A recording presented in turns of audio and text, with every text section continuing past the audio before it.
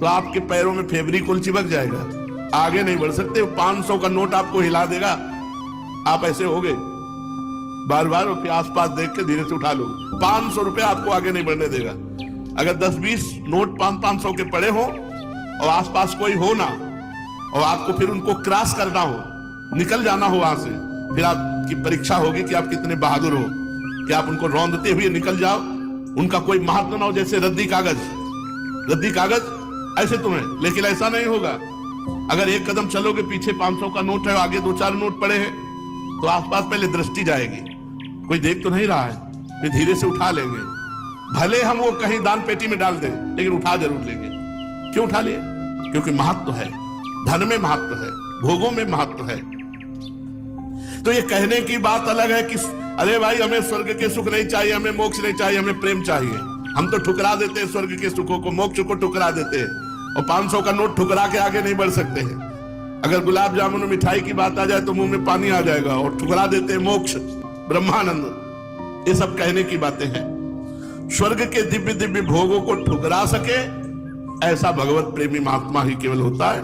नहीं, एक अप्सरा उतर आती है तो बड़े बड़े ऋषि मुनि जो है ना भ्रष्ट हो जाते हैं, अपनी स्थिति से गिर जाते हैं। और मोक्ष सुख तो बहुत बड़ा सुख है, भगवान के प्रेमी जन उसे ठुकरा देते हैं। मोक्ष सुख को अगर कोई ठुकरा पाया तो भगवत प्रेमी महात्मा, जो अभी स्वर्ग के सुख जानते नहीं।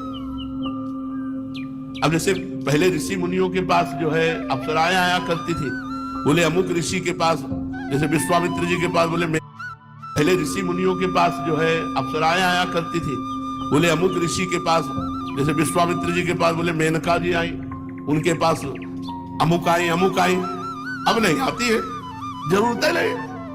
वो तो जो समस्त इंद्रियों पर विजय प्राप्त करके मृत्यु लोक के समस्त भोग प्रणाली को रौंद दिया और हेरा नहीं उनकी तरफ, तब दिव्य लोकों की अप्सराएं उनके सामने आती है। यहां दिव्य आने की जरूरत है नहीं। तो स्वर्ग के सुख तो तब उतरे ना जब मर्त्य लोक के सुखों का विजेता हो। जब मर्त्य लोक के सुखों में ही भ्रष्ट हो गया तो स्वर्ग के सुख की बात क्या। ऋषि मुनियों के पास जो है अप्सराएं आया करती थी, बोले अमुक ऋषि के पास, जैसे विश्वामित्र जी के पास बोले मेनका जी आई, उनके पास अमुक आई। अब नहीं आती है, जरूरत है नहीं।